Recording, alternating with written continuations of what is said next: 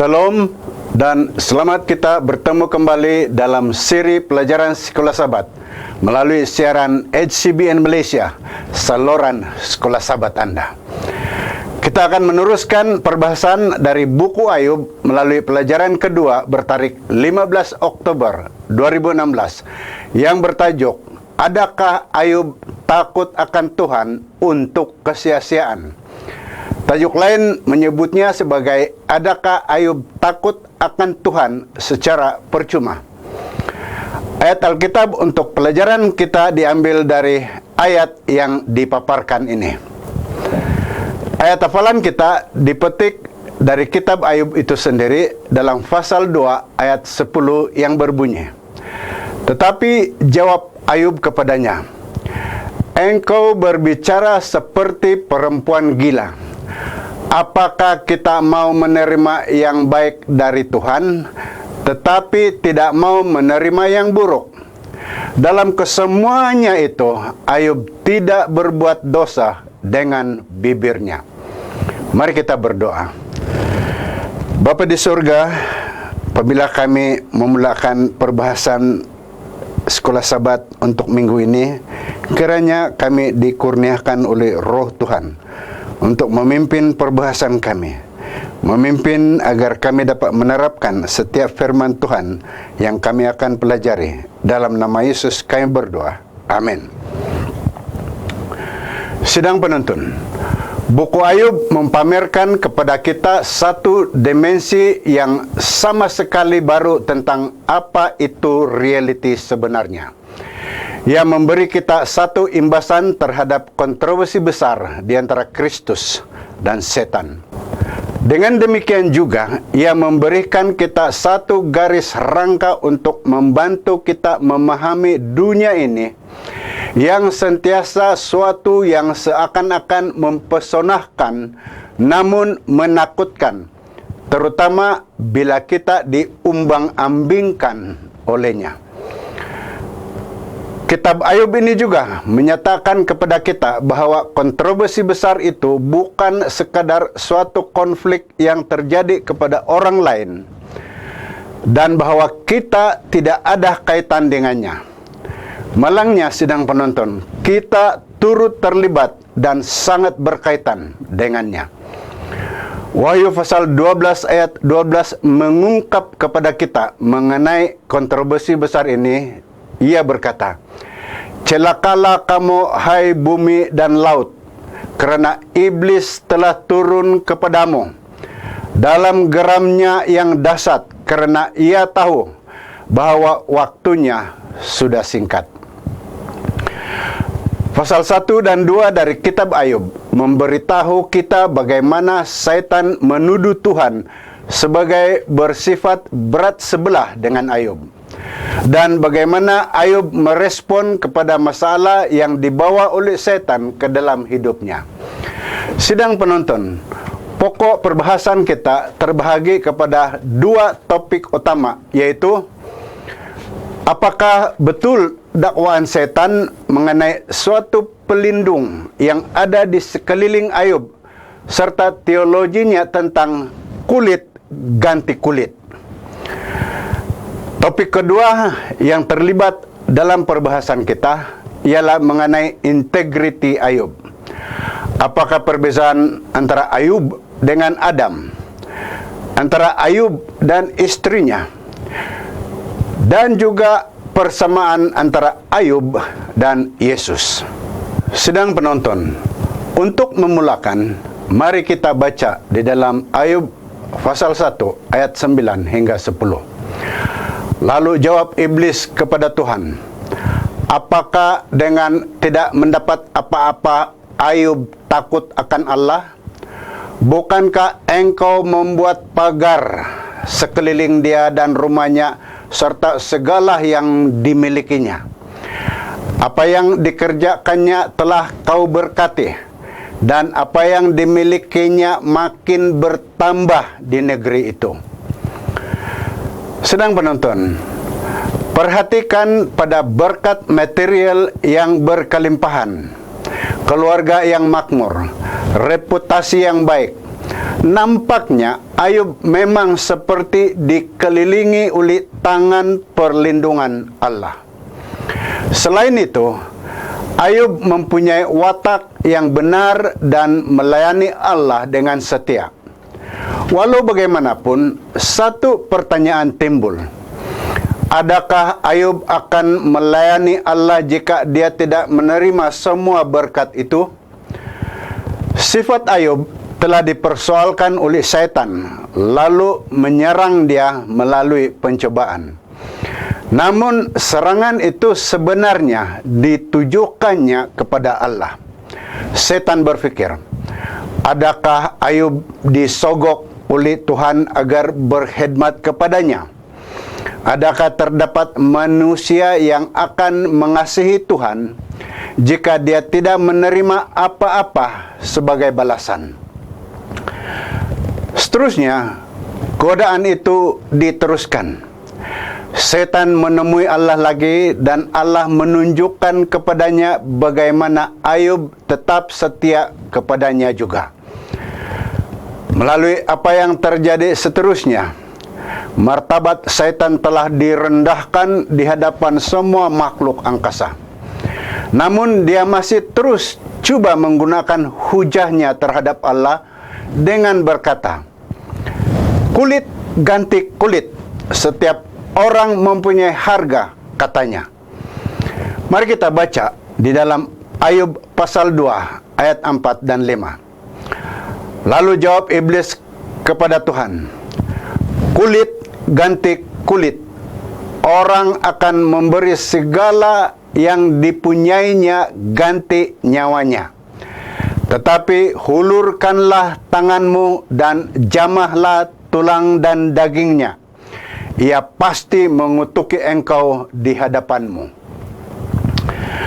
Menurut setan, tiada siapa yang dapat mengabdi kepada Allah dengan sia-sia atau cuma-cuma, tanpa ada pahala sebagai balasannya. Sedang penonton, hujah seperti ini masih berkisar pada tindakannya untuk mempersoalkan sifat Tuhan. Namun pertanyaan, adakah Tuhan itu kejam atau penyayang? Sedang menonton, rencana keselamatan itu melibatkan lebih daripada menyelamatkan bangsa manusia.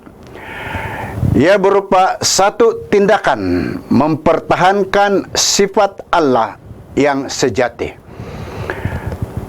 Pena Inspirasi memberitahu kita di dalam The Desire of Ages, bab 79, muka surat 764. Pada permulaan kontroversi besar itu, para malaikat tidak memahami halnya, yaitu mengenai akibat dosa. Tetapi mereka akan memahaminya apabila kontroversi besar itu berakhir. Lalu setelah selesainya rencana keselamatan itu, maka sifat Allah akan dinyatakan kepada semua makhluk pintar ciptaan Tuhan.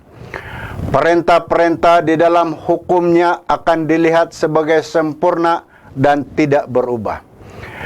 Kemudian sifat sebenar pada dosa akan dinyatakan bersama dengan watak setan. Kemudian penghapusan dosa akan membuktikan kebenaran pada kasih Tuhan dan menetapkan kemuliaannya di hadapan makhluk alam semesta yang gemar melakukan kehendaknya dan yang di dalam hatinya ada hukum Tuhan. Sedang penonton yang dikasihi Tuhan, seterusnya, adakah perbezaan di antara Ayub dan Adam? Mari kita baca dahulu di dalam Ayub pasal 1 ayat 22. Dan kesemua itu Ayub tidak berbuat dosa dan tidak menuduh Allah berbuat yang kurang patut. Di sini Allah dilihat seakan-akan sedang coba membuat Ayub menolak Tuhan dengan membiarkan dia diuji. Namun demikian, Ayub tetap setia walaupun dia telah kehilangan segala-galanya.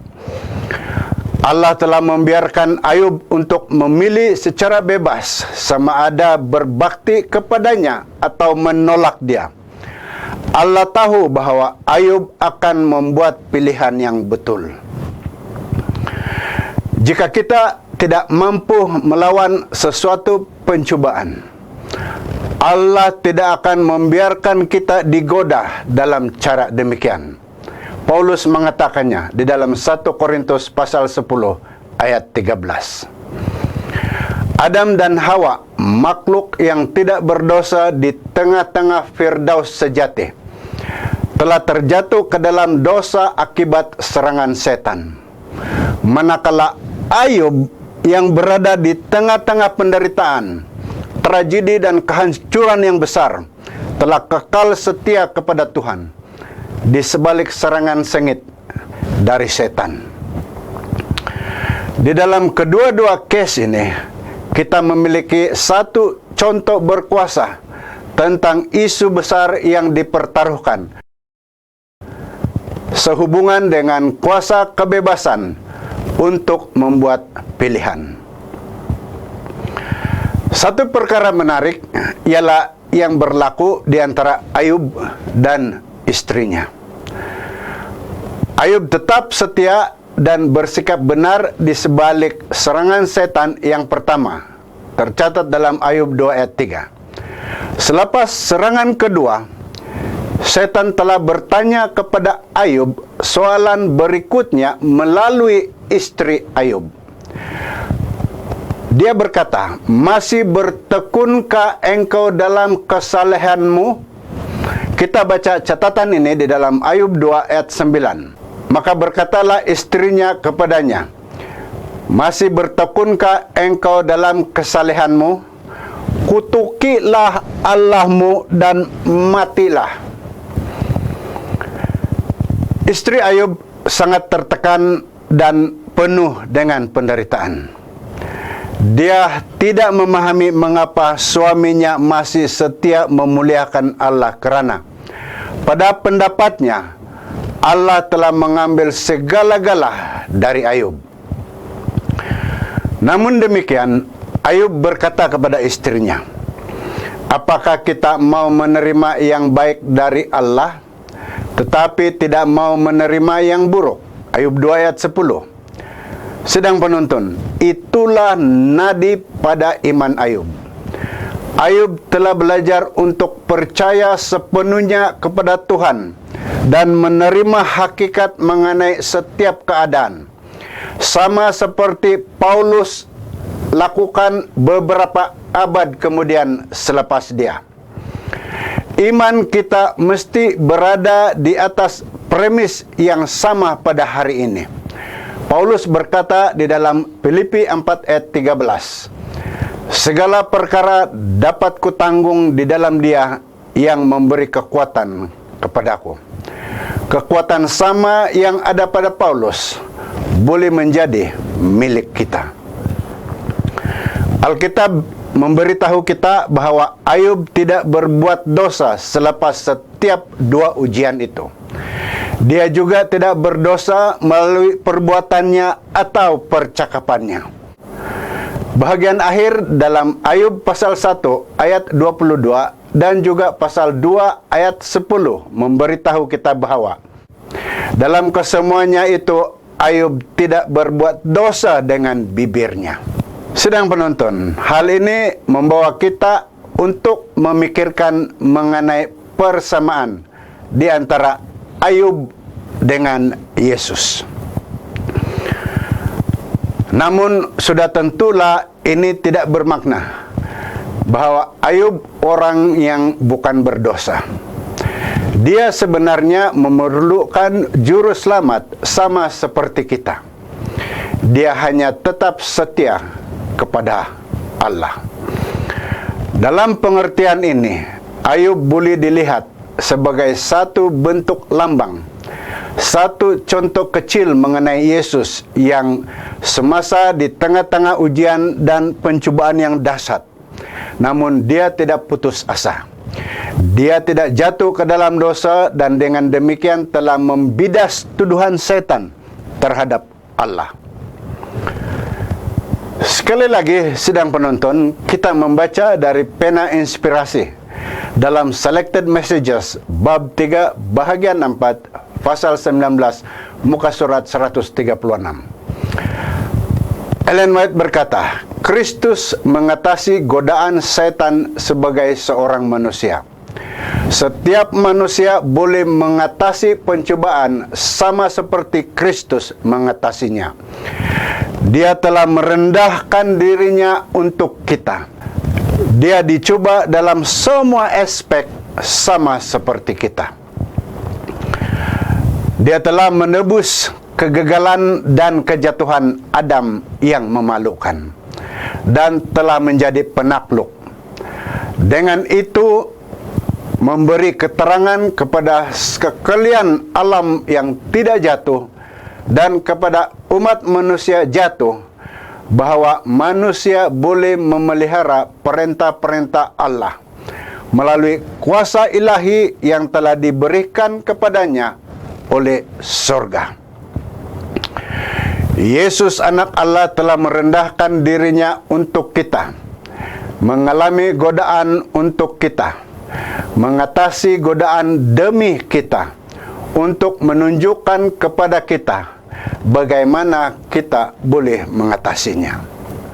Dengan demikian, dia telah memautkan kepentingannya dengan kemanusiaan oleh satu ikatan paling rapat dan telah memberikan jaminan positif bahwa kita tidak akan digoda lebih daripada kita mampu kalahkan. Karena dengan setiap godaan, dia akan mengadakan jalan keluar.